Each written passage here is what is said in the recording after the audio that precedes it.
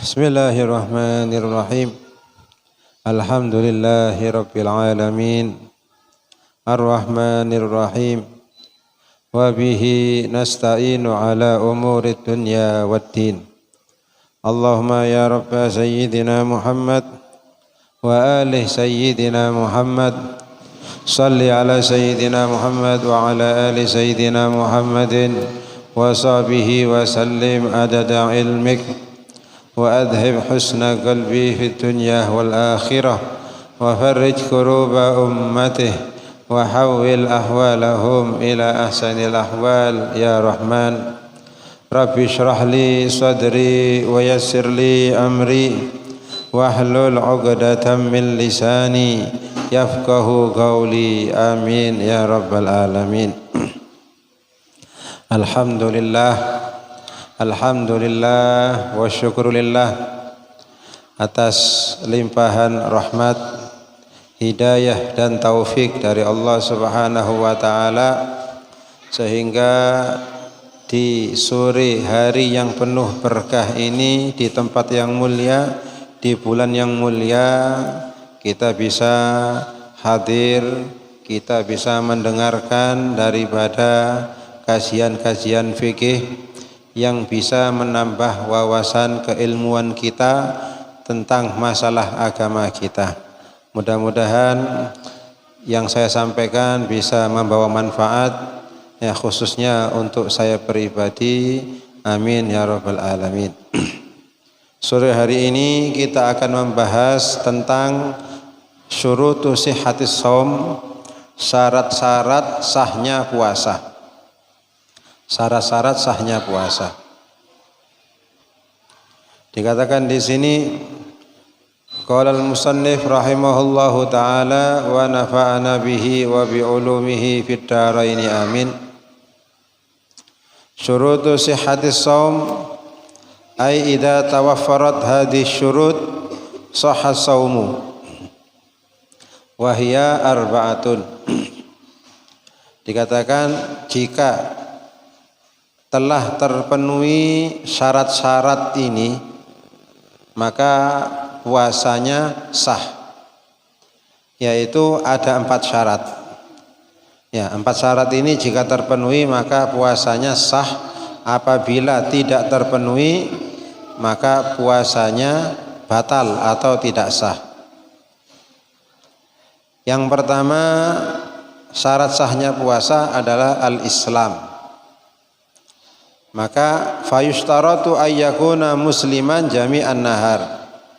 Maka disyaratkan orang yang puasa itu hendaknya dia itu muslim, mukmin jami'an nahar, sepanjang hari.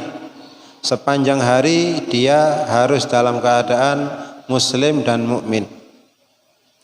Walau irtadda lahdhatan, kalau dia murtad, keluar dari agama Islam, lahdhatan, walaupun hanya sebentar saja, murtad misalnya hanya 5 menit, ya, batala saumuhu, maka puasanya batal. Ya, karena syaratnya sah puasa itu dia harus muslim, mukmin, ya, sepanjang hari. Nah, ini kalau dia murtad maka Islamnya, imannya terputus. Nah, maka puasanya tidak sah. Yang kedua, al-aqlu. Syarat sahnya puasa yang kedua adalah al-aqlu, berakal. Fayushtaratu ayyakuna aqilan mumayyizan jami'an nahar. Disyaratkan orang yang puasa itu aqilan, berakal.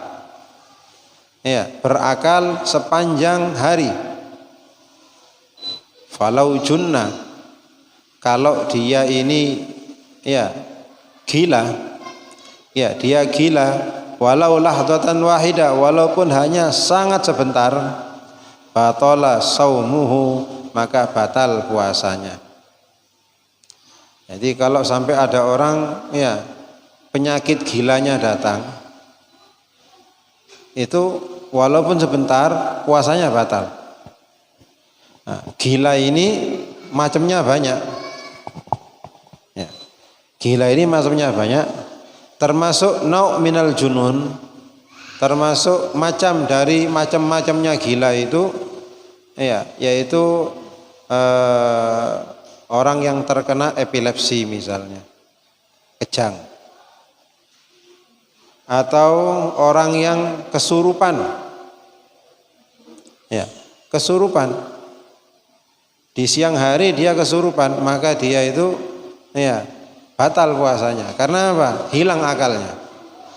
Orang kesurupan, orang epilepsi, nah, itu dikatakan min anwa'il junun. Jadi gila itu tidak harus seperti yang kita lihat, yang keluyuran di jalan-jalan, tidak pakai pakaian, yang tidak mandi berbulan-bulan, ya tidak harus begitu. Itu termasuk gila yang parah itu. Ya, itu gila yang parah. Wa amal ighma wa sukur, adapun orang yang semaput atau pingsan, wasukur atau orang yang mabuk, fa sayati tafsiluhu fi mubtilatis shaum, maka akan datang rinciannya di dalam bab perkara-perkara yang membatalkan puasa, akan datang pembahasannya. Yang ketiga, syarat sahnya puasa itu adalah an-naqa minal haidhi wan nifas, yaitu dia harus bersih, suci daripada haid dan nifas. Ini khusus untuk perempuan. Fayustaratu an takunal mar'atu tahiratan jami'an nahar, maka disyaratkan seorang perempuan itu yang puasa harus suci dari haid dan nifasnya sepanjang hari. Falau hadat fi akhiri lahdatin minan nahar, kalau datang tamunya, haidnya datang fi akhiri lahdatin minan nahar, sudah hampir maghrib, maghribnya kurang 10 menit, haidnya datang, maka batala shaumuha, puasanya batal.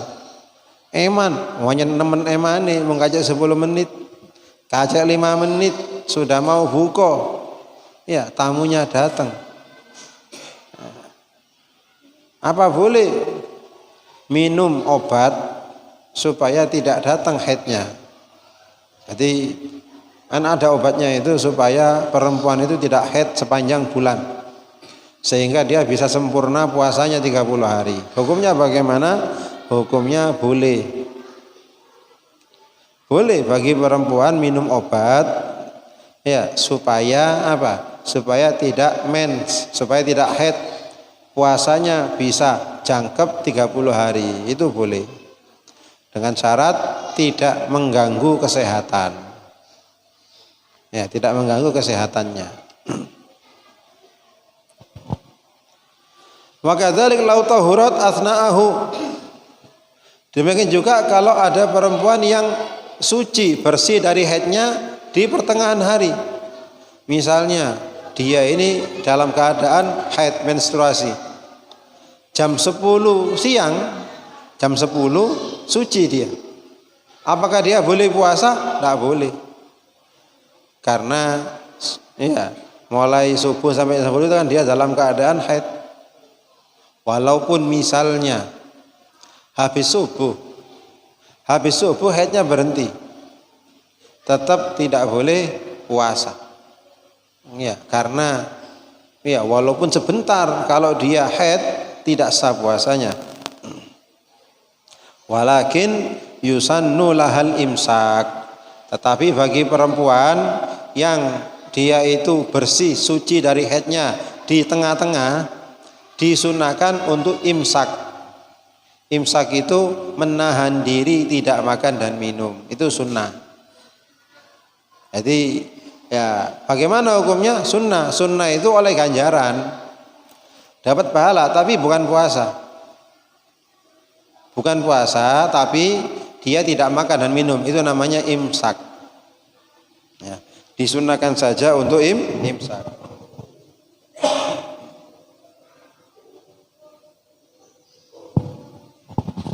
Yang keempat, syarat sahnya puasa itu Al ilmu bi kaunil waqti qabilan lis-shaum, yaitu dia mengerti bahwasanya waktu yang ia puasa itu adalah waktu yang boleh untuk dia puasa. Karena ada waktu yang dia tidak boleh berpuasa, bahkan bisa haram dia itu puasa. Ya. Kalau makruh sih tidak apa-apa puasa, tapi kalau haram tidak boleh. Jadi orang yang puasa itu harus tahu hari ini adalah hari kita boleh puasa. Harus tahu betul.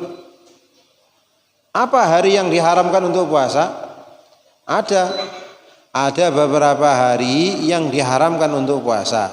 Di antaranya yaitu pas hari Lebaran, Idul Fitri dan Idul Adha. Ya, 2 hari Lebaran, Idul Fitri, Idul Adha itu diharamkan untuk puasa. Kemudian 3 hari Ayyamut Tasyrik, yaitu tanggal 11, 12, 13 Dzulhijjah. Jadi mari rioyo besar 1 hari, besoknya nyambung itu. Tanggal 11, tadi tanggal 10 Lebaran, tanggal 11, 12, 13 itu namanya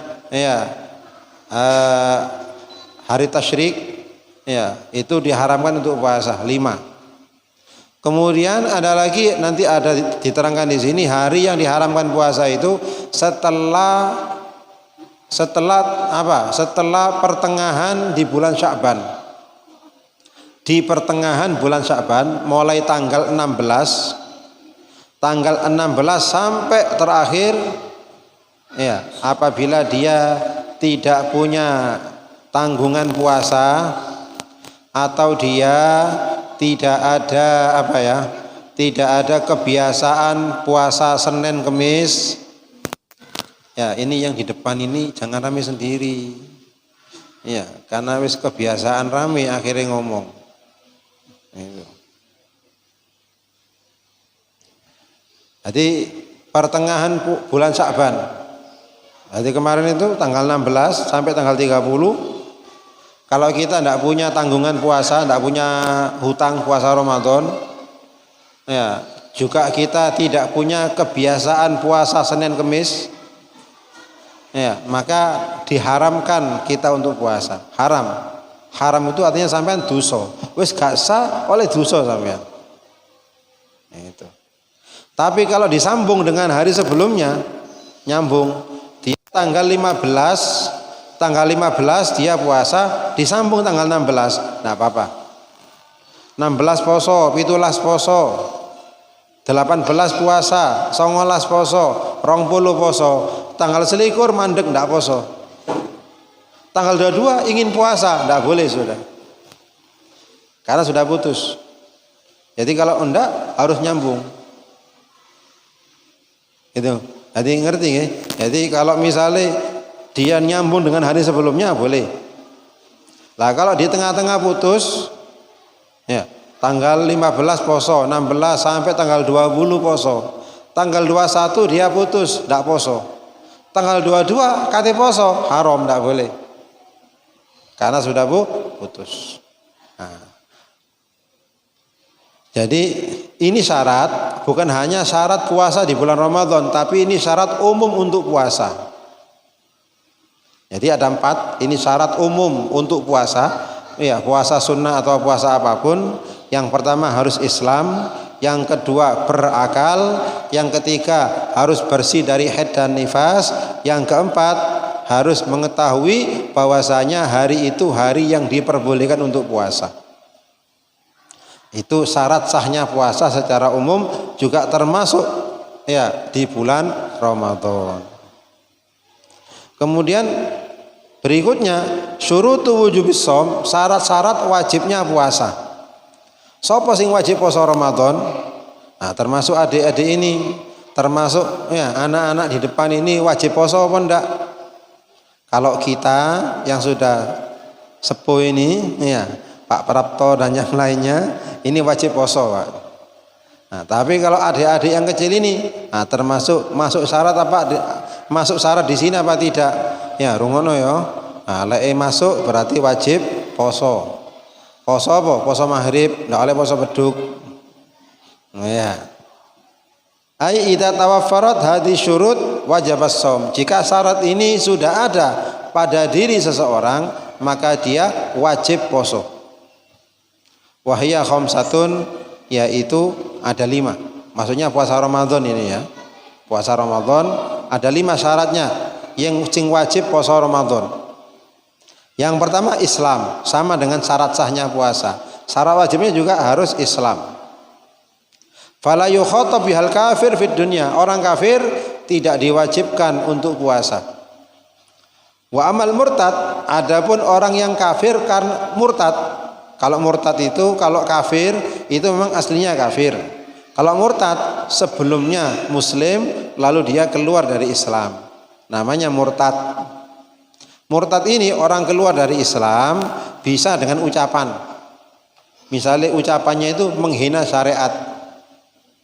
Menghina syariat, menghina Nabi, menghina Allah Subhanahu wa ta'ala, menghina Al-Quran dengan ucapan dia. Bisa juga dengan perbuatan. Dia tidak ada ucapan tapi perbuatannya itu menjadikan dia ini seperti orang murtad. Seperti tidak ngomong, cuma dia tiba-tiba dia menyembah berhala. Menyembah berhala. Ini dengan perbuatan. Ada lagi yang lebih samar lagi. Orang gak tahu orang itu telah murtad. Apa? Dia murtad dengan keyakinan. Dalam hatinya dia tidak percaya kepada Allah Subhanahu wa ta'ala. Atau dalam hatinya dia mengingkari wajibnya puasa Ramadan. Iki yo mosok kita ini wajib puasa, iki tak kena iki mana gini. Jadi dia tidak terima dengan kewajiban bulan Ramadan. Enggak, aku tak percaya nang Ramadan iki. Ya, misalnya gitu. Keyakinannya demikian. Itu bisa orang murtad. Dan di akhir zaman kata Nabi sallallahu alaihi wasallam, di akhir zaman banyak orang yang murtad tapi dia tidak tahu kalau dirinya murtad. Kata Nabi, sayati alaikum zaman, akan datang kepada kalian satu zaman, asbaha mu'mina wa amsa kafiro. Pagi dia dalam keadaan beriman, sorenya kafir, murtad sudah. Wa amsa mu'mina wa asbaha kafiro. Atau sebaliknya, di sore hari, di malam hari dia muslim, pagi harinya dia sudah murtad. Para sahabat tanya, ya Rasulullah, bagaimana itu bisa terjadi? Kata Nabi, karena pada saat itu terjadi satu fitnah ya yang sangat dahsyat, yang sangat gelap sekali, ya melebihi gelapnya malam, sehingga orang itu tidak tahu dia harus berjalan kemana. Ya, nabrak gini, gelap di sini bukan gelapnya lampu. Di akhir zaman lampunya tambah terang, Pak. Di zaman Nabi malah gak ada lampu. Gelap apa? Gelap akidahnya, gelap ilmunya. Dia tidak tahu apa-apa di akhir zaman. Akhirnya dia berpendapat, berkomentar tentang agama, ya dengan ra'yu, dengan pendapatnya sendiri. Akhirnya kadang-kadang gak kroso dia menghina agama, dia menghina syariat. Itu saya pernah pulang dari Jakarta sama teman-teman rombongan naik bis malam. Ketika waktu subuh kita minta sopir untuk berhenti sholat subuh, itu ada penumpang lain ngomong begini, buat apa kita sholat? Apa gunanya kamu sholat? Kalau kamu sholat berarti Anda ini masih budak, Anda diperbudak. Ya kita dengan pertanyaan gitu kita kaget. Kita tanya, mohon maaf, sampean ini muslim? Apa agama apa sampean ini? Oh, saya muslim. Saya muslim, bawa dalil Pak teko Al-Qur'an. Ya apa ngono? Jadi ndak gelem sembayang, bahkan menganggap dirinya lek sembayang itu adalah budak, makhluk yang hina. Akhirnya bener supirnya ndak gelem mudhun pisan, Pak. Karena ono sing ndak gelem menumpangi. Itu. Nah gitu itu sudah murtad. Mungkin dia ndak merasa dirinya merasa dirinya alim, merasa dirinya ini sudah jadi ulama, ya wallahu a'lam. Ya, kata orang yang di belakangnya, mereka ada 4 orang yang di belakangnya, mereka bilang beliau adalah guru kami, beliau ini sudah mempelajari, memperdalam ilmu tauhid selama 20 tahun katanya. Ya, akhirnya mungkin dia sudah mencapai kewajiban mencapai magom gugur kewajiban, ya. Nah, gitu. Diganggu oleh setan. Hati-hati. Kadang-kadang orang itu kalau belajar ilmu agama tidak pakai guru bahaya. Ya kau iki akhirnya kayak orang ini mengingkari. Apa dalilnya? Dalilnya itu toh wis innallaha la yanzur ila suwarikum wala ila ajsadikum walakin yanzur ila qulubikum. Allah Ta'ala itu tidak melihat jasad kamu, tidak melihat badan kamu, tapi Allah melihat hatinya kamu. Jadi sini itulah Gusti Allah hati itu awake sampean. Lah apa sampean sembayang kayak gitu. Ya. Orang yang paling paham dengan hadis ini adalah orang yang mengucapkan. Siapa yang mengucapkan, Pak? Nabi. Rasulullah yang mengucapkan. Pernah tidak ada riwayat Rasulullah itu tidak sembahyang? Tidak ada. Bahkan ketika Nabi sakit parah pun Nabi tetap sholat. Bahkan Nabi minta ke masjid, dituntun ke masjid untuk berjamaah. Menyuruh sahabat Abu Bakar As-Siddiq untuk menjadi imam. Seandainya ada orang gugur kewajiban, Pak, pasti yang pertama orang yang gugur kewajiban adalah Nabi. Ya ini yang mengucapkan hadis ini tidak pernah ninggalno sembahyang, Pak. Nah ini paham dari mana? Nah, inilah akibatnya orang yang belajar tanpa ada guru, bahaya. Bahaya. Wa amal murtad, adapun orang murtad fayajibu alaihi Fayajibu alaihi al-ghadha. Maka wajib baginya untuk ghadha idza raja'a ilal Islam, jika dia kembali masuk Islam. Waduh, saya ini murtad selama 10 tahun. Terus dapat hidayah masuk Islam lagi, ya sampean wajib qadha Ramadan ya selama 10 tahun itu. Lah iku kok ndak wajib qadha, padha-padha wong kafir. Itu kan kafir asli. Kafir asli malbu Islam, ndak ada qadha, ndak ada apa, karena memang dia dari kecil itu memang kafir, ndak ada qadha. Tapi kamu sudah paham Islam. Itu lidun alaihim, itu sebagai hukuman buat mereka, sebagai hukuman. Yang kedua at-taklif, mukallaf. Mukallaf itu baligh dan berakal. Nah ya, baligh dan berakal. Lah ini adik-adik ini wis baligh apa ndak? Lek durung baligh ya berarti durung wajib puasa, tapi poso iku latihan. Kata Nabi SAW, perintahkan anak kalian untuk puasa ya ketika berumur 7 tahun. Diperintahkan. Asalnya itu untuk sholat, Pak. Muru auladakum ya bis sholati li sab'in. Perintahkan anak kamu untuk sholat umur 7 tahun. Wadribu li asrin. Gepuk arek iku lek gak sembayang umur 10 tahun. Nah, oleh para ulama hadis ini dikiaskan dengan puasa karena sama-sama rukun Islam, Pak. Sholat 5 waktu rukun Islam, puasa Ramadan juga rukun Islam. Makanya zaman dulu orang tua kita untuk melatih anak-anaknya puasa, itu ayo poso beduk. Arek cilik, Pak, iya lek wis tuwek. Ya arek cilik iki ya pek muane saiki sekolah. Ya iku mesti mulai njuk ngombe wis. Ya soalnya sekolah iku jemblongan muter melayu-melayu arek-arek. Wadribu li asrin, les umur 10 belum balik, maka pukul. Tapi mukulnya jangan terlalu keras. Itu kalau umur 10 tahun belum balik. Kalau sudah balik Pak, ya wajib. Ini kalau belum balik. Jadi syarat wajibnya puasa adalah mukallaf. Mukallaf itu balik dan berakal. Sudah balik tapi dia tidak berakal, tidak wajib. Berakal tapi dia belum balik, juga tidak wajib. Wa ammas sabiyyu, adapun anak kecil, ya. Adapun anak kecil, fayajibu ala wali amrihi, maka wajib bagi orang yang menjadi walinya, yang mengurus dia. Yang mengurus anak itu tidak harus orang tua, Pak.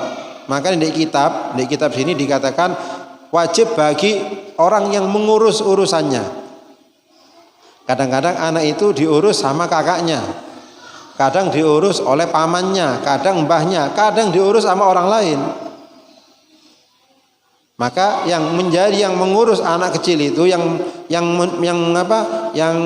mengurus anak itu, mungkin ngurus biaya sekolahnya atau mondoknya, ayyamurahu bisawm li sab'i sinin, untuk memerintah dia puasa ketika umur 7 tahun. Wa yadribuhu, dan memukul dikepuk, Pak. Idza tarakahu li asyri sinin, jika tidak puasa ketika umur 10 tahun. Jadi umur 10 tahun durung balik, ndak gelem poso, oleh wong tuane ngepuk.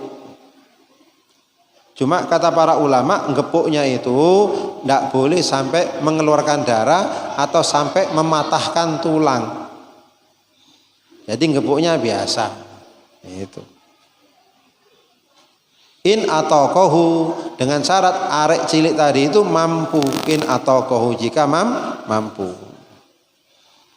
Syarat yang ketiga daripada syarat wajibnya puasa, al-itaqah, yaitu dia al-qudrah alaih, dia mampu untuk puasa. Mampu untuk puasa. Siapa orang yang mampu itu? Wal itaqatu takunu hissan wa syar'an. Mampu itu ada dua, Pak. Ada mampu secara fisik, fisiknya mampu. Ada mampu secara syariat. Hissan, ya, mampu secara fisik. Fala yajib ala syekhil harim, tidak wajib puasa kepada orang yang sangat tua renta. Iya. Loh, masih tua, senam, Pak, ya wajib, Pak. Iya, tua masih senam, ya wajib. Ini sudah tua renta, wis tidak kuat. Atau bahkan dia sudah pikun, Pak. Ya, ini termasuk penyakit yang tidak ada obatnya. Katanya semua penyakit ada obatnya. Ilal haram wal maut, kecuali tua. Iya. Sampean loro iso dinteni warase, Pak. Lek tuwek gak iso dinteni, tambah suwe tambah tuwek. Iya.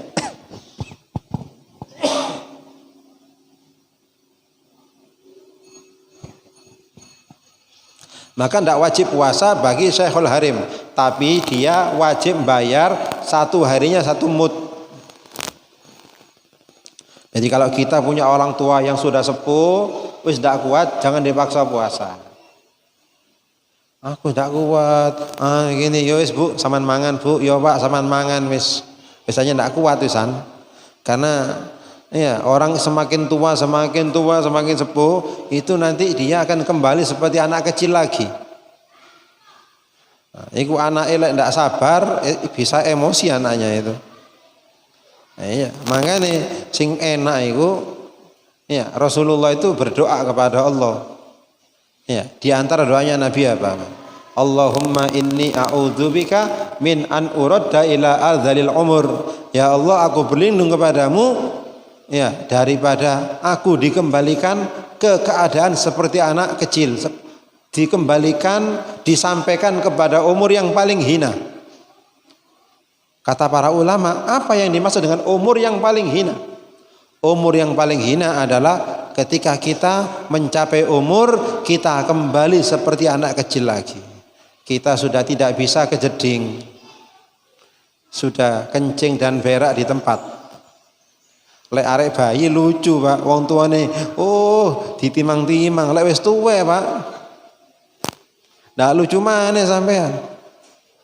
Ya, makanya disinilah ya orang itu akan bersyukur ketika dia punya anak yang berbakti sama orang tua.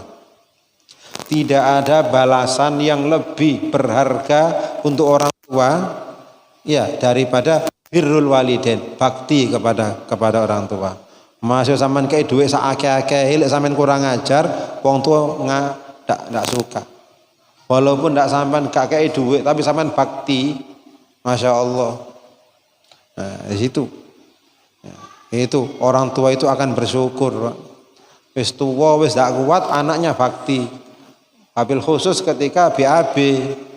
Ya, biasa ngomel, cek tas nganu, saiki metu maneh, ngono diomeli.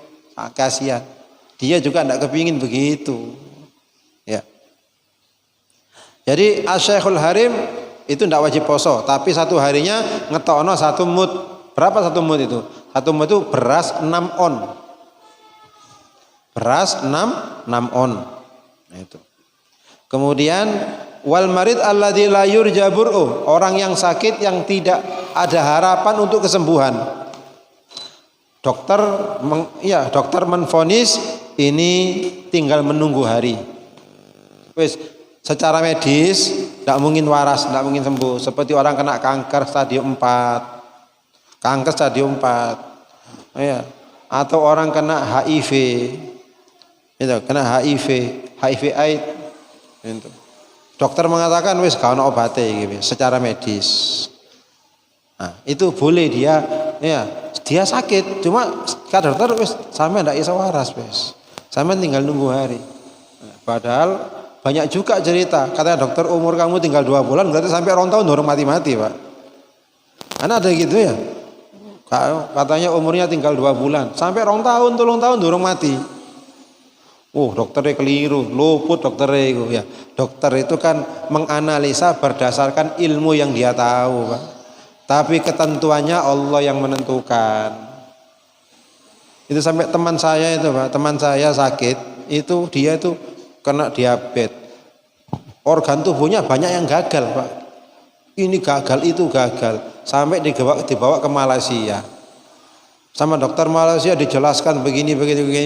Intinya sampai ini tidak bisa waras. Ya, tinggal menunggu beberapa bulan. Nyatanya sampai sekarang dia sering telepon sama saya. Walaupun dia sudah lumpuh, tidak bisa berjalan, tapi dia jangan ngomong sehat masih. Padahal ininya gagal, akhirnya gagal, diabetes dia. Iya. Jadi makanya kalau kita dalam keadaan demikian, ya tidak ada yang bisa kita lakukan kecuali kita pasrah tawakal kepada Allah. Allah yang punya umur, Allah yang punya ketentuannya. Itu. Kita hanya dokter tidak salah, Pak. Dokter ono ilmunya aja nih, Pak.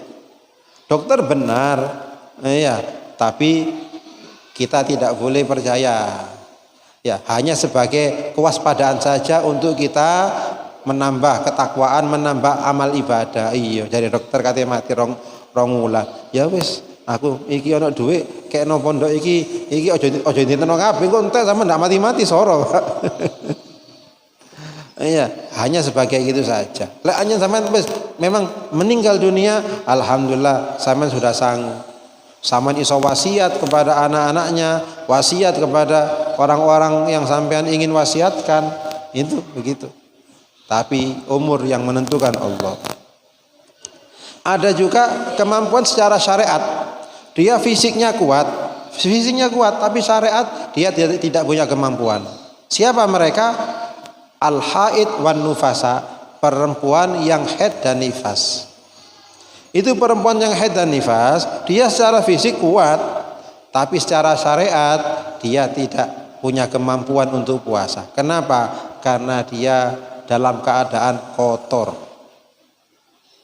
Innallaha ta'ala thayyibun la yaqbalu illa thayyiba. Allah Ta'ala itu zat yang maha suci, maha bersih, tidak menerima kecuali yang bersih dan yang suci. Itu. Jadi syarat yang pertama Islam, yang kedua mukallaf, yang ketiga kemampuan, mampu kita puasa. Yang keempat as-sihah, dalam keadaan kita sehat. Fala yajib alal marid, maka tidak wajib bagi orang yang sakit. Sampean sakit, sebenarnya sampean fisik saya kuat, fisiknya saya kuat dok, tapi sampean sama dokter diharuskan minum obat 3 kali, pagi, siang, dan malam. Lah siangnya pagi siang ya apa iki? Mungkin pagi digawe sahur. Lah siangnya ya apa? Nah, kalau sudah demikian, uzur sampean enggak apa-apa, enggak puasa. Sampean sakit, sampean punya penyakit mah.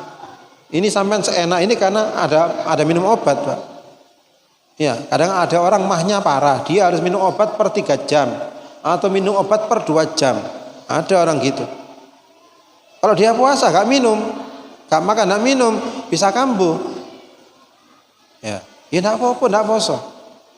Ya, Islam ini agama yang sangat ringan sekali, yang sangat mudah sekali. Ya. Terus bagaimana? Kapan menggodhoinya? Lek sampean wis dinyatakan sehat.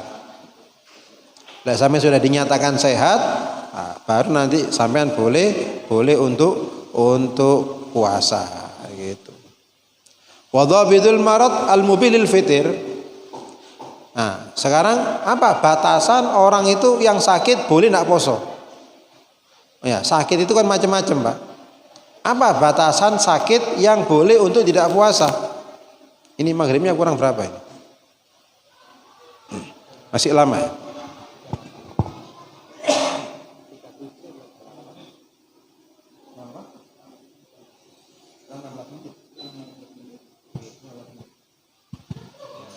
Nanti kurang 5 menit diingatkan, Bang. Nanti mungkin ada pertanyaan atau apa? Belum masih anu. Oh iya. Iya. Nanti kalau sudah selesai pertanyaan sekalian syahadat. Nah, sakit yang boleh untuk tidak puasa adalah huwallazi yukhafu minhul halak, yaitu sakit yang dikhawatirkan dia bisa mati.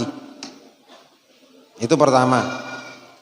Au ta'akhkhur syifa, atau kalau dia puasa ya itu syifanya, kesembuhannya bisa tertunda. Mestine iki seminggu waras gara-gara poso akhirnya sorong minggu, Pak. Karena dia obatnya tidak bisa minum sempurna. Jadi kesembuhannya bisa tertunda, itu boleh dia tidak puasa. Au ziyadatul marad, atau tambah parah sakitnya. Sakitnya tambah parah. Nah, jadi ada 3. Takut bisa mati, ini yang paling parah.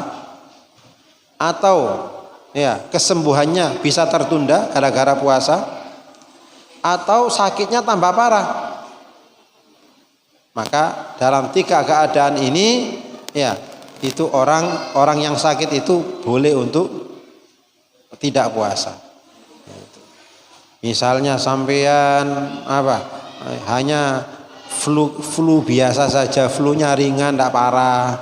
Lek sampean mul-kemul dianu iso enak, wis cukup masih ganggu obat kuat, ya sampean poso. Oh ndak, Pak, semakin menggigil. Semakin ini semakin itu. Mau ndak mau sampean harus minum obat, ya minum obat. Itu dulu saya pernah mengalami. Iya, ini mah ini. Sampai ndak kuat saya sudah. Pertama ditahan 1 hari kuat, itu sahur minum obat, buka minum obat. Pas kalau nggak salah itu puasa dapat ke-7 itu jam 10 nyeri sudah wis, nyerinya nggak tertahankan sudah wis. Mau nggak mau harus dibatalkan karena semakin lama semakin nyeri sudah nggak kuat. Hanya 1 hari saja itu saya tidak puasa karena sudah tidak kuat. Nah besoknya masih kuat lanjut gitu. Perkorong kalau nyeri mana ya omongan mana ya, Pak. Itu. Tetap kita qadha. Iya. Yang kelima, syarat wajibnya puasa itu al-iqamah. Iqamah itu orang yang tidak bepergian, orang yang tinggal di kotanya. Fala yajib alal musafir, maka tidak wajib puasa bagi orang yang musafir. Musafir yaitu orang yang lungo, melakukan perjalanan jaraknya itu kira-kira 82 kilo. 82 kilo itu namanya musafir. Ya, musafir. Terus mubahan safarnya lungone iku, Pak. Itu harus tujuannya mubah. Bukan tujuan yang haram. Ya, sampean nang Jakarta, lha mau nang Jakarta. Kate maksiat nang kono. Ya, kate main judi di kono. Ya, di kene iki wis gak iso judi nang kono wis. Sampeyan lunga nang Jakarta, ndak oleh sampean ndak poso, Pak. Karena sampean niatnya itu untuk maksiat. Wa yustaratu li jawazil fitr fi safar, disyaratkan bagi orang yang musafir oleh gak poso itu iki ana syaraté, Pak. Ayyusafira qabla tulu'il fajri. Dia ini musafir ya, sudah berangkat sebelum terbitnya fajar. Jadi lah sampean nang Jakarta berangkat teko pesona ini ya, pesawatnya jam berapa? Pesawatnya jam 10. Sampean keluar dari sini ya jam berapa? Jam 6 atau jam 7. Ndak oleh sampean mokel, Pak.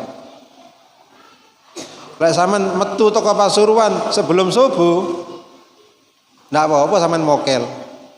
Wis, ayo lek iki lek metu mari subuh ndak oleh gak poso iki. Ayo kita keluar dari Pasuruan berangkat jam 3 sudah wis. Wis ngenteni di bandara kok. Di bandara wis di kono.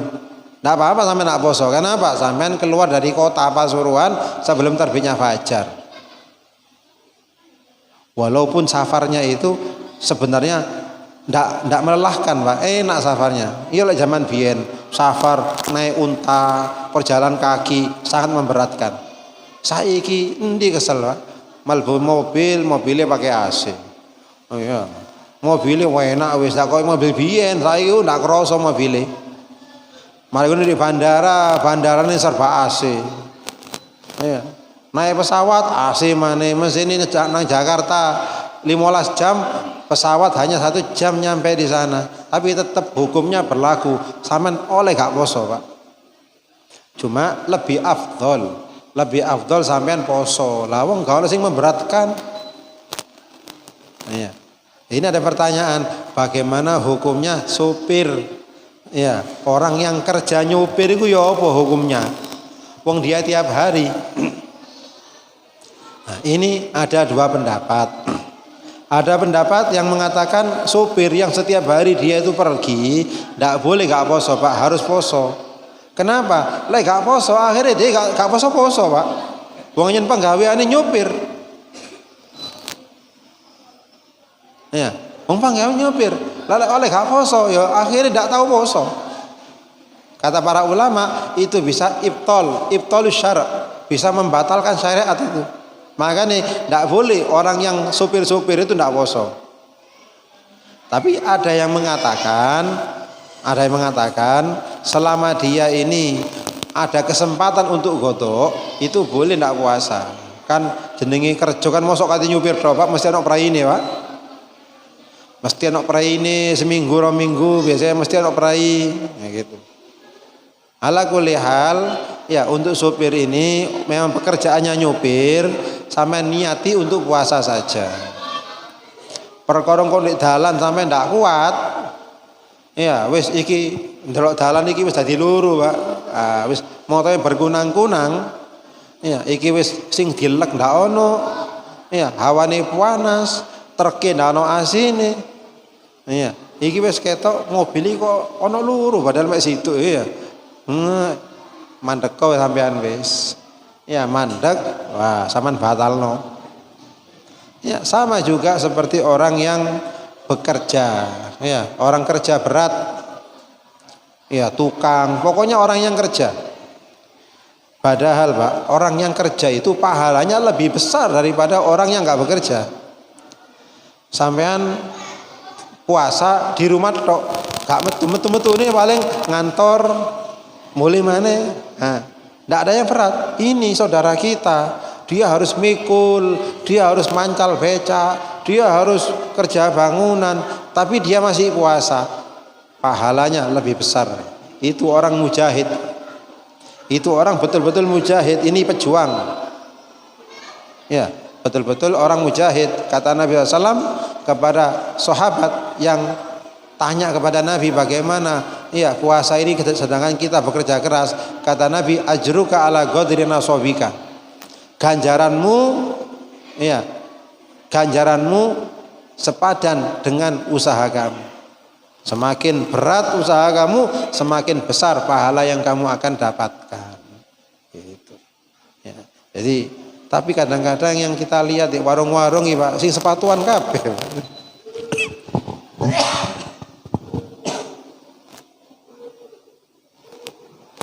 Malah orang-orang kadang-kadang yang kerjanya ngecat, ngerjanya ini malah puasa. Sebenarnya itu innamal amal binniyat, tergantung niatnya. Lek diniati poso, insya Allah oleh Allah dikasih keringanan, dibantu oleh Allah. Masalahnya teko omah gak niat poso wisan. Kadang-kadang, iya, didelok itu bukan orang-orang yang kerja-kerja kasar. Ya, didelok ini mereka ini kerjanya kerja-kerja yang ringan. Tapi itulah hidayah, hidayah dan taufik. Hidayah itu apa sih? Hidayah itu petunjuk, taufik kekuatan. Sampai niki kuat poso itu karena ada taufik dari Allah, kekuatan yang Allah berikan kepada kita, kita mampu menahan lapar dan haus. Nah, sampai senang ibadah itu karena petunjuk, kekuatnya ibadah itu jenenge taufik.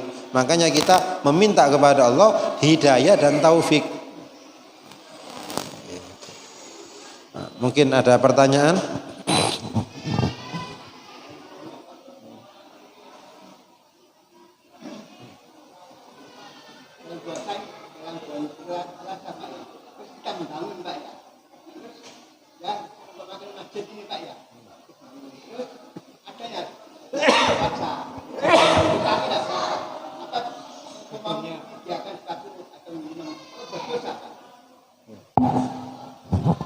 Jadi ini kadang-kadang serba repot. Ya, bukan hanya sampean yang ngalami, juga kita juga ngalami ketika kita nyuruh orang ngecat rumah kita, renovasi rumah. Kadang-kadang tukangnya itu ndak poso. Ya. Bagaimana ya apa yang harus kita lakukan? Sampean pertama, sampean apa ya? Tidak menyediakan makanan. Wes sampean uang makan tak ganti duit. Uang makan itu mesti sampean oleh mangan tak ganti duit. Terus sampean bilang, Pak, sampean kalau bisa puasa. Sampean nasihati, pokoknya nyampaikan. Ya, perkara dia gak poso anu, Pak. Berat iki anu gini. Ya sudah itu urusan sampean. Yang penting kita nyampaikan kalau sampean kuat, sampean poso. Ya, kadang-kadang orang itu iya, kalau dia sampean makanya uang makannya dikasih uang saja, terus sampean ngomong sampaikan. Ya apa? Iya. Iya, tapi kan itu bukan penyebab sampean karena itu kan bekerja juga, dia butuh bekerja juga, iya. Gimana, Bu?